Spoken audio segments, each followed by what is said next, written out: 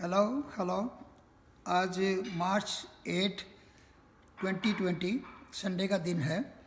आज हम आप लोगों के लिए हाई ब्लड प्रेशर यानी कि हाइपरटेंशन जिसे हम बोलते हैं मेडिकल लैंग्वेज में, उसके बारे में कुछ थॉट्स मैं आपसे शेयर करने जा रहा हूं। मैं पहले मैं ये बता दूं कि मेरा नाम कृष्ण गुप्ता है। मैं मेडिसिन में न्यूयॉर्क मेडिकल कॉलेज में मैं प्रोफेसर ऑफ मेडिसिन और करीबन 47-48 ईयर से अभी इंग्लैंड और अमेरिका में मैं मेडिकल प्रैक्टिस में हूँ।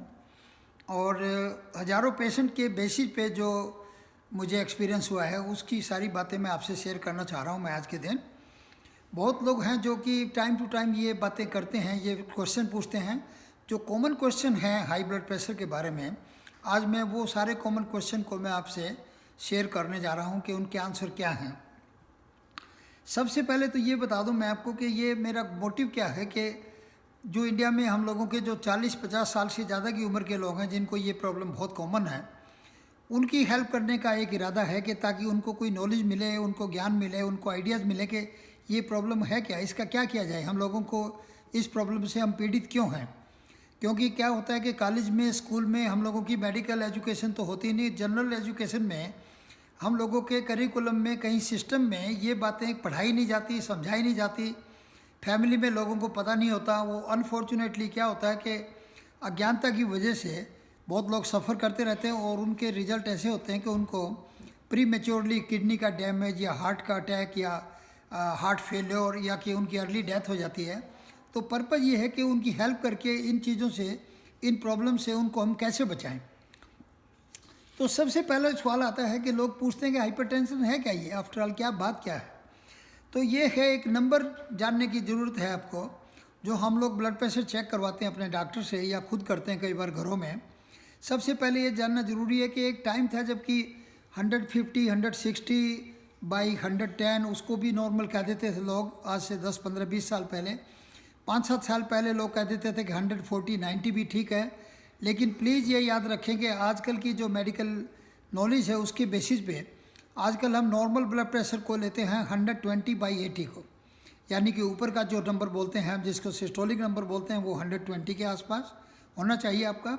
और नीचे का जिसको डायस्टोलिक नंबर बोलते हैं वो आपका 80 से आसपास होना चाहिए। अगर उससे ज़्यादा है तो इसका मतलब आपको हाइपरटेंशन है। तो आपको कैसे पता लगे कि हाइपरटेंशन है आपको या नहीं है। बहुत लोग कहते हैं कि जी मैंने 2 बार टेस्ट कराया, एक बार ठीक आया मेरा नंबर, एक बार हाई आया। उसका आंसर है कि आप 3 या 4 या 5 रीडिंग करवाएं टाइम टू टाइम, 2-2, 3-3, 4 हफ्ते के गैप से। और 4-5 रीडिंग का आप ये निकालें कि अगर ज़्यादातर रीडिंग अगर आपकी 120/80 से ज़्यादा की है तो इसका मतलब आपको हाइपरटेंशन है। अब ये बात आती है कि हाइपरटेंशन के रिस्क फैक्टर क्या है, किन लोगों को ज़्यादा होता है। ये बहुत लोगों को आपको पता होगा। मोस्टली क्या होता है कि जो एक तो सबसे बड़ी बात है कि जिनकी फैमिली में हाइपरटेंशन रहा है पहले, पेरेंट्स को, मदर को, फादर को या दोनों लोगों को, उन लोगों को बहुत हाई रिस्क है। उन लोगों में हाइपरटेंशन 25, 30, 35 के बाद में डेवलप होता है और वो हाइपरटेंशन बढ़ता ही चला जाता है। तो एक तो ये बात याद रखें, अगर किसी की फैमिली हिस्ट्री है पेरेंट्स को, तो हाइपरटेंशन से बचना बहुत मुश्किल है। दूसरा है कि जो लोग बहुत हैवी होते हैं उनको भी बहुत हाई रिस्क है हाई ब्लड प्रेशर होने का। तीसरा है कि जो लोग अल्कोहल ज़्यादा इस्तेमाल करते हैं उनका ब्लड प्रेशर भी धीरे धीरे करके हाई हो जाता है। स्मोकिंग के लोग हैं उनका हाई ब्लड प्रेशर है। जिनका कोलेस्ट्रॉल हाई है उनको भी हाई ब्लड प्रेशर का रिस्क बहुत बढ़ जाता है। डायबिटीज़ वालों को भी हाई ब्लड प्रेशर का रिस्क काफ़ी मानते हैं हम लोग। तो ये 4, 5, 6 चीज़ें जो हैं ये आपका रिस्क बढ़ा देती हैं हाइपरटेंशन का। अब सवाल पैदा होता है कि आपको कि इसको हाइपरटेंशन से बचे कैसे, प्रिवेंट कैसे करें, डिजीज़ होने से कैसे बचें। तो फिर यही बात आ जाती है कि जब आपको एक बार रिस्क फैक्टर की अगर नॉलेज आ गई है तो आप उन रिस्क फैक्टर से अगर आप बचेंगे तो चांसेस हैं कि आपको हाइपरटेंशन होना कम पॉसिबिलिटी है, या होगा तो बहुत लेट जाके होगा। आपके 30 की बजाय हो सकता है कि 50-60 पे जाके हाइपरटेंशन हो आपको। तो डायबिटीज़ से बचना है आपको, ओबेसिटी से बचना है, एक्सरसाइज में इंटरेस्ट लेना है, डाइट आपकी बहुत अच्छी होनी चाहिए, बहुत हाई सोडियम जो कि सॉल्ट बोलते हैं हम, अगर ज़्यादा सॉल्ट आप खाते हैं तो हाई ब्लड प्रेशर का रिस्क बहुत बढ़ जाता है। और जनरली स्पीकिंग इंडिया में भी, अमेरिका में भी हाई सॉल्ट का इस्तेमाल करना बहुत कॉमन प्रॉब्लम है। तो ज़्यादा से ज़्यादा जितना भी आप कट कर सकते हैं सोडियम को, यानी कि सॉल्ट को, कॉमन सॉल्ट जो है टेबल सॉल्ट, वो जितना कम खाएंगे उतनी अच्छी बात हुई है। डेली एक्सरसाइज करेंगे तो आपको फ़ायदा रहेगा। फ्रूट्स एंड वेजिटेबल का इस्तेमाल करेंगे तो भी ये पाया गया है कि उन लोगों को भी हाइपरटेंशन कम होता है। तो ये एक बात है कि प्रिवेंट कैसे करें, ये उसके बारे में है कि 2-4 छोटी छोटी बातें। अब आ गया कि अगर हाइपरटेंशन हो गया है तो उसके ब्लड टेस्ट या उसके बारे में टेस्टिंग क्या करवाएं पहले, या कि सिंपल टेस्टिंग ना करा के सिंपल टैबलेट लेना शुरू कर दें। तो ऐसे है कि ट्रीटमेंट से पहले एक बहुत ज़रूरी है कि अच्छे डॉक्टर को दिखाना और ब्लड टेस्ट करवाना, क्योंकि ब्लड में पोटासियम, सोडियम, ब्लड यूरिया, ये सारी बातें जानना बहुत ज़रूरी है हाइपरटेंशन के पेशेंट को। यूरिन का टेस्ट बहुत ज़रूरी है। यूरिन से ये पता लगेगा कि किडनी की प्रॉब्लम तो कहीं नहीं है, क्योंकि किडनी की प्रॉब्लम की वजह से हाइपरटेंशन हो जाता है बहुत लोगों को। तो अगर किडनी में प्रॉब्लम है तो वो डॉक्टर जो है वो किडनी की प्रॉब्लम को आपको ठीक करेगा, तो जिससे कि आपका हाइपरटेंशन कंट्रोल में आएगा। चेस्ट एक्सरे करवाना, ईकेजी, ईसीजी करवाना, ये बहुत ज़रूरी है, क्योंकि उससे पता लगेगा कि हार्ट का क्या सिचुएशन है, हार्ट कोई बढ़ तो नहीं गया ऑलरेडी, या ईसीजी में कोई एबनॉर्मलिटी तो नहीं आ रही है। और एकोकार्डियोग्राम भी बहुत बार हम लोग एडवाइज कर देते हैं, उससे भी एक अच्छी बात हो जाती है।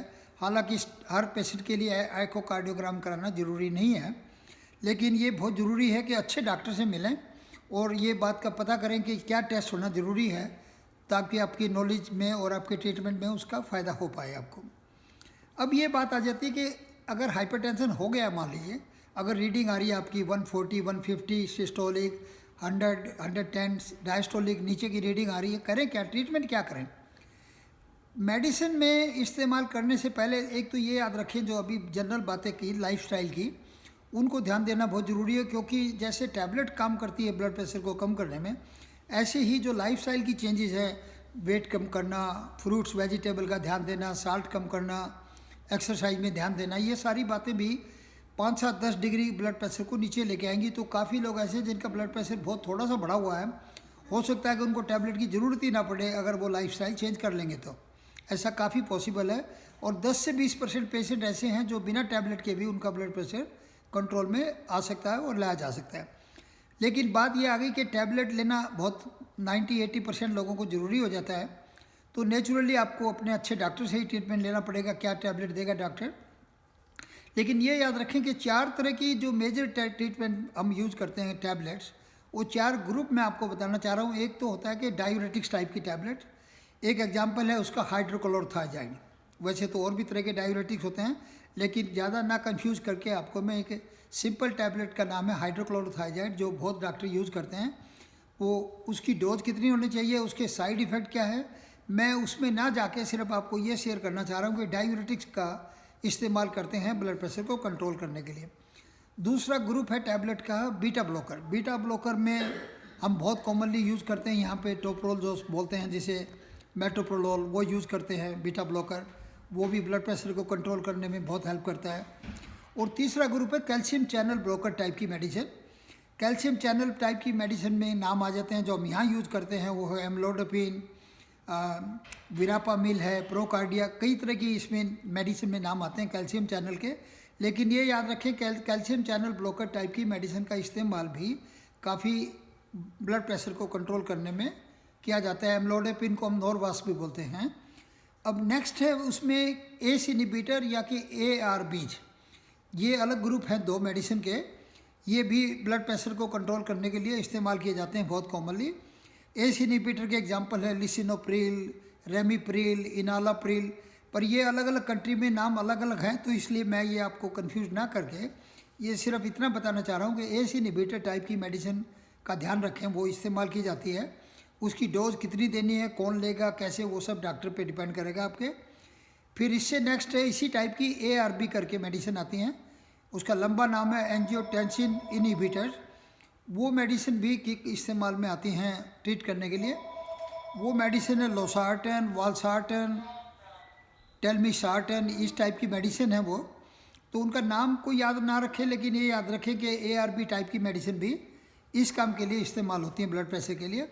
उनके साइड इफ़ेक्ट और डोजेज क्या हैं वो मैं आपके डॉक्टर पे डिपेंड करता है, बिकॉज वो कॉम्प्लिकेटेड है, उसमें आप ना जाएं तो ठीक है बात मेरे ख्याल में। अब ये याद रखें कि अगर आप, बहुत लोग कहते हैं कि ब्लड प्रेशर का कोई मेरा सिम्टम है नहीं तो मैं टैबलेट ना लूँ तो मेरा क्या बिगड़ जाएगा। तो ये याद रखें कि ब्लड प्रेशर जो है हाइपरटेंशन बहुत बार इसके सिम्टम नहीं होते, ये एसिम्प्टोमेटिक डिजीज़ बोलते हैं, हमें इसको साइलेंट किलर का नाम भी दिया हुआ है बहुत बार लिटरेचर में। लेकिन अनफॉर्चुनेटली क्या होता है कि अगर इसको ब्लड प्रेशर को आप कंट्रोल नहीं करेंगे तो आपकी बॉडी के 3-4 जो सिस्टम है ऑर्गन वो डैमेज होते जाएंगे धीरे धीरे। सबसे पहले हार्ट पे डैमेज होगा, हार्ट अटैक होना, हार्ट फेलियर हो जाना, एंजाइना बोलते हैं वो हो जाना, किडनी की प्रॉब्लम आना, किडनी फेलियर हो जाना धीरे धीरे। एक स्टेज ऐसी आ जाएगी कि जब आपको डायलिसिस की सिचुएशन आ सकती है, या कि अनफॉर्चुनेटली किडनी रिप्लेसमेंट की भी सिचुएशन आ सकती है। अधरंग या स्ट्रोक जिसको बोलते हैं, स्ट्रोक सडनली स्ट्रोक हो जाना, आधा हिस्सा बॉडी का फेल हो जाए सडनली, वो भी बहुत कॉमन है। और हाइपरटेंशन जो है, अनकंट्रोल हाइपरटेंशन, वो स्ट्रोक का नंबर 1 रीज़न है, प्लीज़ याद रखिए। सडन अर्ली डेथ भी हाइपरटेंशन से हो सकती है, हार्ट इरेगुलर होके, और सडन डेथ हो। आपने सुना होगा कि आप लोगों से बात करते हैं कि वो फला फला आदमी सिर्फ 2 हफ्ते पहले बिल्कुल ठीक था, सडनली क्या हुआ, और सडनली ऐसा हो सकता है कि उसका हाइपरटेंशन कंट्रोल में नहीं था। और 100 जो पीपल जो है वो हर साल हर महीने डेथ हो जाती है अनकंट्रोल हाइपरटेंशन से। आपके अपने क्लोज फ्रेंड फैमिली मेम्बर में आपको बहुत एग्जांपल मिल जाएंगे जिनको आप जानने से आपको पता लगेगा कि फला फला आदमी का हाइपरटेंशन बहुत बड़ी प्रॉब्लम थी और उसने ध्यान नहीं दिया, और ऐसे ऐसे उसकी एज पे 55, 58, 65 पे डेथ हो गई। अनफॉर्चुनेटली वो भी एक बहुत बड़ी प्रॉब्लम है। अब आएगा सवाल ये कि लोग पूछते हैं गुड कंट्रोल का मतलब क्या है good control. After all tablet भी ले रहे हैं आप, प्रिवेंशन भी कर रहे हैं, एक्सरसाइज भी कर रहे हैं, तो गुड कंट्रोल का मतलब है कि आपको नॉर्मल की तरफ जाना पड़ेगा। 120/80 जो हम कह रहे थे, आपको कोशिश करके उस नंबर पे आना पड़ेगा, और अपने डॉक्टर से आप टाइम टू टाइम चेक करवाएंगे तो आपको ये ध्यान रखना पड़ेगा कि आपका नंबर 120/80 के पास आ गया है, तो आप हैप्पी फील करें, फिर समझें कि आपका कंट्रोल आ गया है। अब लास्ट में ये बात ध्यान रखें कि नॉलेज की बहुत ज़रूरत है। हर समय आपको, हर वीक, हर महीने थोड़ी थोड़ी नॉलेज आप हर जो मेडिकल प्रॉब्लम है उसके बारे में बढ़ाते रहें। कोई मैगजीन पढ़ लें, कोई आप किताबों की दुकान पे जाएं तो कोई किताब खरीद लें छोटी सी, उसको पढ़ते रहें। कोई आपको डॉक्टर से रेगुलरली विजिट करना बहुत ज़रूरी है, क्योंकि बहुत लोग समझते हैं कि डॉक्टर की ज़रूरत नहीं है और ख़ुद ही डॉक्टर बनने की कोशिश करते हैं, तो प्लीज़ ऐसा ना करें, क्योंकि लाइफ बहुत वैल्यूएबल चीज़ है। अब किताबों के बारे में ख्याल आता है तो एक मैं आपको अपनी किताब के बारे में थोड़ा बता दूं कि हाई ब्लड प्रेशर की किताब ये शायद से 2007 में मार्केट में आई थी, और हज़ारों लोग बाय नाउ इसको पढ़ चुके हैं। अगर आप किसी स्टैंडर्ड अच्छी दुकान पे जाएंगे तो हाई ब्लड प्रेशर की अगर हो सकता है कि 5-7 अगर किताबें हैं, तो मेरे ख्याल में ये किताब ऊपर की 2 किताबों में गिनी जाएगी, नॉलेज के हिसाब से और सिंप्लिसिटी के हिसाब से। और ऐसी किताबें ज़्यादा कॉस्टली भी नहीं है, मेरे ख्याल में ये 100, 125, 150 रुपये से ज़्यादा की नहीं हो सकती इंडिया में। तो प्लीज़ अगर आपको ये आइडिया पसंद आए तो एक किताब की कापी घर में रखें, और कभी कभी या जैसे आपको टाइम मिले 2-3 पेज पढ़ें, ज़्यादा लंबा ना पढ़ें, क्योंकि ज़्यादा पढ़ेंगे तो कन्फ्यूज हो जाएंगे। 2-3 पेज पढ़ के सिंपल 2-3 बातें सीखें, और कोशिश करें कि अपने बच्चों को वो 2-3 बातें बताएं, क्योंकि हम बार बार कहते हैं हमारे पेरेंट्स ने ये बातें नहीं सिखाई। अगर हम पेरेंट्स होते हुए अगर हम भी बच्चों को नहीं सिखाएंगे तो वो भी ऐसी अज्ञानता का शिकार हो जाएंगे, उनको भी आइडिया नहीं होगा कि हाइपरटेंशन होता क्या। तो अनफॉर्चुनेटली क्या होता है कि इन चीज़ों की नॉलेज ना होना, उसका बहुत बड़ा नेगेटिव इफेक्ट है, और उसका डैमेज बहुत बड़ा है, और कितने ही हज़ारों लोगों की डेथ हो जाती है इससे। याद रखें कि अगर एक क्राउड में आप ग्रुप में बैठे हुए हैं, अगर मान लीजिए 9 लोग बैठे हुए हैं, तो every 3rd person has high blood pressure. ये स्टैटिस्टिक्स आप याद रखें। 100 लोग बैठे हुए तो आप बिना उनको देखे हुए ये कह सकते हैं कि 33 लोग जो हैं वो हाई ब्लड प्रेशर के शिकार हैं उस ग्रुप